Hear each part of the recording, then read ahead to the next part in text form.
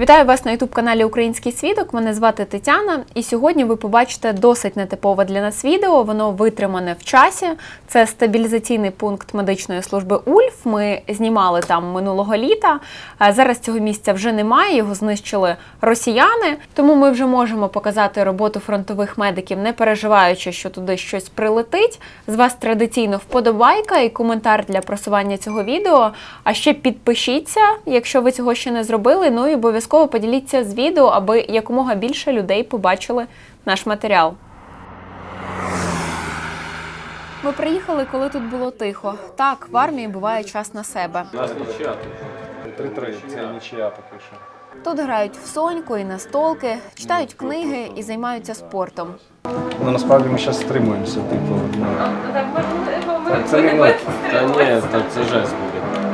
Я чула, ви там кричали, але тепер ви стали чемними. Ви можете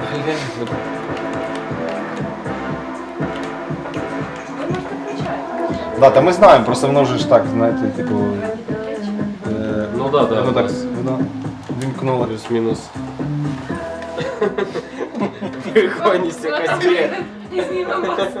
Знаєте, скрита камера. У нас просто задача показати, що коли в армію потрапляєш, то... Що з тобою стається? Да.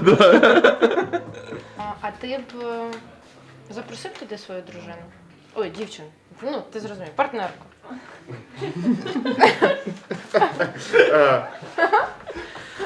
Ну, якщо б в мене була така можливість, то думаю, що так. Ну, давай спробуємо тебе, а ти потім зробиш, да, але верди в іншу сторону. Мгм. Взагалі, нормальна людина, як часто там буває?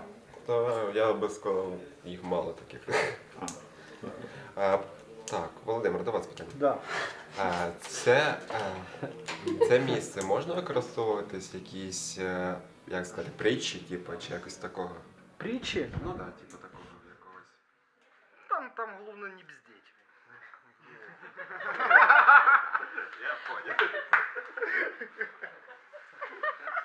Тож, поки тихо, ми лягаємо спати, а ось спальник, ліжко. Поки немає поранених, можна і треба спати. Воно може всі склети, його просто б'є. Вдень будь-який рух – це ціль, тому евакуація майже неможлива. Бійці з накладеними турнікетами годинами, а то і днями чекають темряви, поганої погоди, аби мати шанс на допомогу. Еваки летять без фар, на шаленій швидкості. Тут ніч – це не про сон, як і цього разу. При нас привезли пораненого. Його декілька днів не могли евакуювати.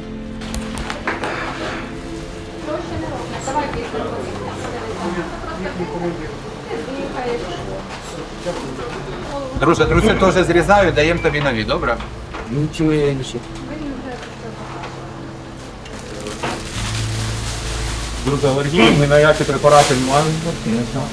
Я погано затягнутий. Та добре, давайте спочатку аналіз зробимо, потім будемо їх. Так. Я буду готовий старатися мені. Як аналіз там? Що там? Ви поки що сечовий поставили. Добре, ви. Поставлять сечовий катетер.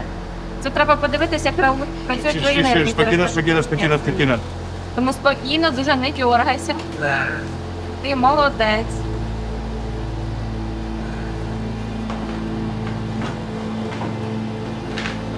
Друже, чуєш мене? Опусти руку. Хочеш зняти? Давай знімемо, давай. Отак. Друже, ти мене чуєш? Чуєш мене? Чуєш. Жодна маніпуляція тут не обходиться без контролю Дарини. Вона анестезіолог, людина, яка тримає межу між тут і там. Ще недавно вона працювала і в державній, і в приватній клініці цивільним лікарем, але обрала інший шлях. Дарина залишила своє спокійне життя і приїхала на фронт. Які травми тут в основному? З чим привозять? Чесно сказати, то травми змінились. І, наприклад, якщо згадати наш стабілізаційний пункт, який знаходився в самому місті Покровськ, В принципі, змінилась війна від того моменту. Якщо тоді поранених привозили буквально через пару годин після поранення, зараз такого майже не відбувається. Поранених привозять на 3-ю, 5-ту, 8-му добу. У нас був пораненик, якого привезли через 14 днів після поранення. На жаль, ситуація з евакуацією, вона, напевно, на всіх зараз ділянках фронту важка. Бецик та Еней працюють теж у команді Ульфа. До війни Бецик працював на швидкій, а Еней, хоч і має медичну освіту, та ніколи не працював по спеціальності. Я прийшов взагалі кухарем сюди.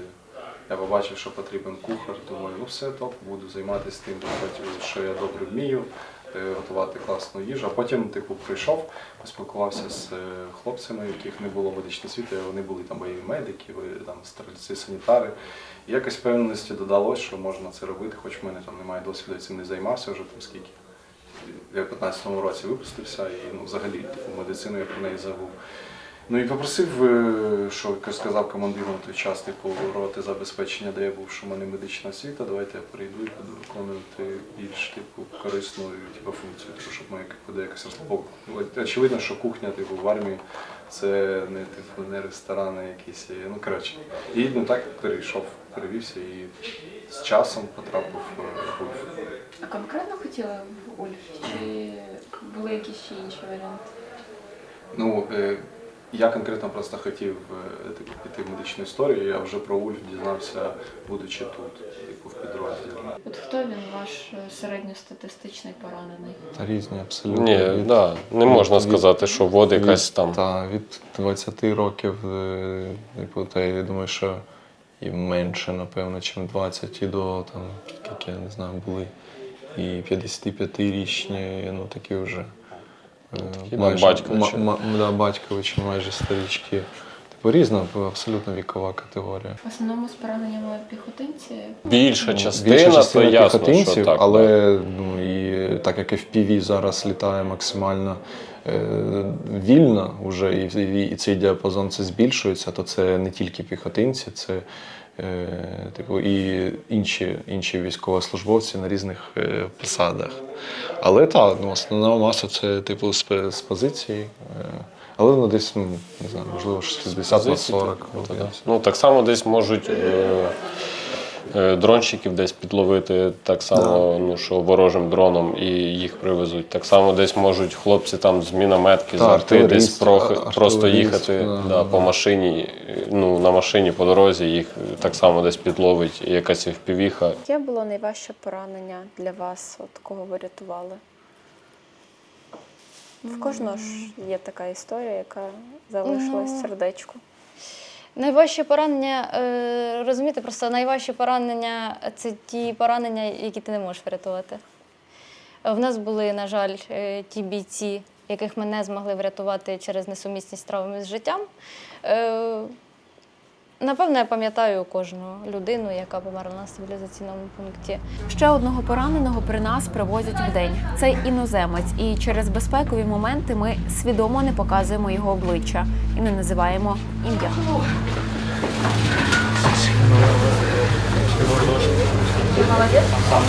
Він гуд. Тримався. Ще чуть-чуть. Там. Ще не задержався. Ну, задінав, ми просто на школу пустили. Ти можеш нас перенести? Попробувати. Можеш на спину лягти? Легше? Добре, що сказати? Can you lie on your back? Так, бек на спину. Можеш? Just try it. Just try it. Все. Є. Give me your hand. Okay, good. Better right. Okay. Give your hand, please. Okay, we see it. Okay. Okay, we will help you. Кажи йому, щоб не змінив. Don't move on your hand, okay? Не жопа. Я зараз телефон візьму там. Пішли? Спитайте, чи є у нього алергія на щось. Do you have any allergies? Vomiting. Vomiting. Це буде добре.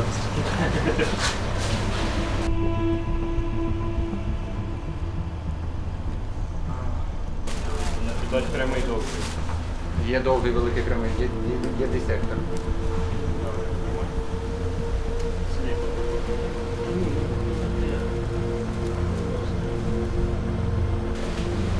Я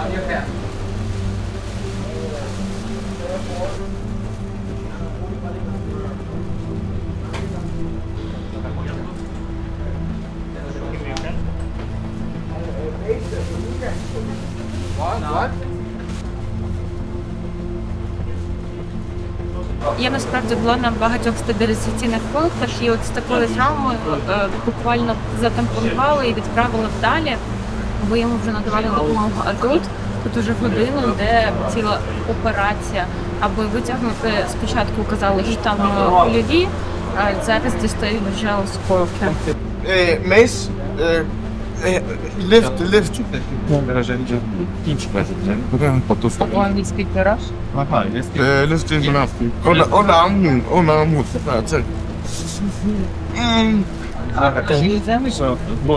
Найс. Тебе переїбається, нормально? Ні, все найс. Oh, fuck. I thought you were putting like this snake inside the leg. I was like, no. Sorry, bro.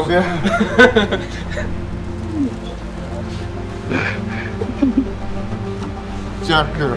Будь ласка.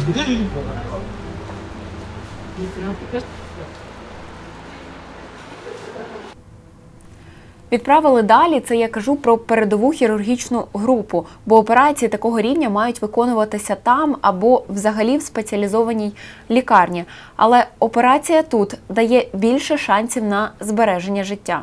Я не скажу, що у нас це там кожен день. На жаль, або на щастя, там не часто бувають такі поранені, але там декілька разів на місяць це точно є, і це там дає тобі сили просто, що кожен з нас тут розуміє, що ми працюємо на супервеликому рівні. І це не якісь там, знаєте, нам кажуть, що у вас корони, у вас там его. Окей, ну ви можете думати, як хочете, але в нас є статистика нашої роботи, у нас це все відкрите. Тобто є форма 100, форма 300, по яким ви бачите, як працює моя команда. І моя команда є на рівні медичного батальйону, працює, вибачте, І сьогодні жоден батальйон, який я знаю, не працює на такому рівні. Ми працюємо часом на рівні більше, ніж бригади. І я цим шалено пишаюся. Я пишаюся людьми, які віддаються цій роботі, які завжди готові робити більше і понад нормою. Бо, в принципі, мені могли сказати, Аліна, ми батальйон. Наша задача – робити евакуацію, мотати ноги і передавати кудись. Але вони всі завжди мені кажуть, що ми втомилися, але виходити на відновлення ми не хочемо, бо ми хочемо працювати з пораненими. Під час цієї операції бійцю переливали кров. Це саме те, за що так завзято боролася Аліна Михайлова. Раніше це робили неофіційно. Медики ризикували кар'єрою та свободою, бо закон не встигав за реаліями війни. Проте це був єдиний шанс врятувати життя. Адже більшість смертей, яких можна було б уникнути, стають через геморагічний шок. Простіше кажучи, коли боєць втрачає так багато крові, що його органи просто вимикаються. Медична служба Ульф батальйону Вовки да Вінчі стала пілотним майданчиком для МОЗ. Вони довели на фронті реально забезпечити роботу холодильників, а бойові медики спроможні якісно переливати кров. Тепер це дозволено офіційно на стабілізаційних пунктах. Кров переливали навіть безпосередньо в бліндажах на позиціях. І це рятувало тих, хто був за крок до смерті. І для мене тоді називати себе стабілізаційний пункт, якщо ти не маєш крові і не лікуєш геморагічний шок, або там внутрішні кровотечі, які ти не зупиняєш теж кров'ю, то ти себе не можеш так називати. Ти просто маніпуляційна, перев'язувальна, яка чомусь має у себе там хірургічну анестезіологічну команду. І в 22-му році ми лили кров без дозволу будь-кого. Тобто в мене позиція така, що мені не потрібен дозвіл для того, щоб рятувати життя. І мені не потрібен дозвіл для того, щоб... У нас не дуже, на жаль, розумні люди сядуть в командуванні медичних сил. Це не про всіх, бо зараз знову ж таки буде. Але ці люди насправді відірвані від реальності фронту. І Астащенко, яка була колишньою керівницею КМС, вона була однією з самих ярих оперативниць крові. Розказувала, писала статті докторські про лікування ромашкою, і, власне, це багато про що говорить. Ми зливали один з одного ту кров, перевіряли її на інфекції і таким чином робили гемотрансфузію. Проте в 22-му році на мене вийшло Міністерство охорони здоров'я, запропонувало стати пілотним проєктом в моєму підрозділі для того, щоб показати, що кров є на фронті офіційно, що ніяких проблем не є там закупити холодильники, екофлоу, бо у нас не було тоді світла, генератори. І ми стали пілотним проєктом завдяки одним з багатьох кроків. Цей пілотний проєкт став тим поштовхом, завдяки чому з'явилася кров на фронті офіційно.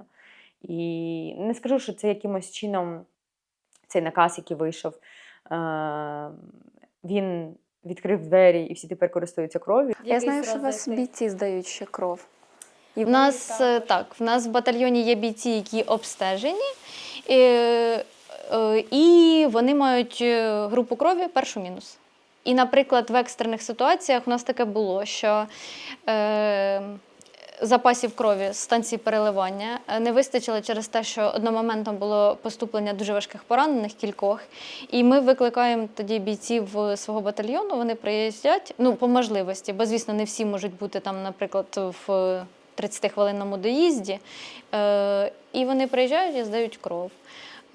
Також в нашій медичній службі вже було таке, що, мені здається, ну, чесно, в більшості вже чи кров десь перелита, комусь перелита. Ну, може, 3-4 людини, хто там не здавав кров. Ну, і то я здавала. До цього я ніколи не здавала, бо станція переливання крові не бере кров у людей, в яких вага менше 50 кг. Але тут нас тут ніхто не питав. Так, я здавала. Ми, звісно, в медичній службі теж всі обстежуються, тому якби проблем таких немає. Повне інтерв'ю з Аліною Михайловою є на нашому Ютубі. Посилання ми залишимо в описі під цим відео. Відео, які ви показували, я просто дивлюсь, у мене шок, що робити. Як зібратись і щось робити з цим? Ви, до речі, показуєте не саме важке поранення, так, не саме важке поранення. Просто розібрані люди, і тут це нога? Це нога, так, це стегно. До всього звикається. Перший час, можливо, після цивільної медицини мені було трошки важче, тому що все одно туди поранені в місто Дніпро доїжджають вже після стабілізаційних пунктів і після ПХГ. Їм проведені екстрені операції, оброблені рани і так далі. А там в Дніпрі ти вже просто якби займаєшся плановим етапом лікування цих поранених. Тут ти отримуєш пораненого безпосередньо з позиції. Коли це погана дощова погода, вони всі в землі, всі брудні. Тому тут, окрім того, що ми надаємо допомогу, ми ще і робимо так, щоб поранений від нас поїхав максимально чистий, в чистому одязі. Оскільки вже минуло кілька місяців, ми можемо сказати, що іноземця, якого привезли при нас, стабілізували, виграли йому час і, головне, дали шанс на життя. За цей час він з'їздив в свою рідну Данію, там пройшов реабілітацію і вже повернувся в Україну. А стабілізаційний пункт далі продовжує свою роботу, адже це не бетон, не стіни і не точка на карті, яку легко зруйнувати. Це люди. Ми на Українському свідку часто спостерігаємо, що відео з пораненнями і медиками погано дивляться. І це образливо, адже знаєш, яку титанічну роботу роблять ці люди, як вони рятують життя. Тому обов'язково напишіть в коментарях слова подяки і поділіться цим відео з друзями.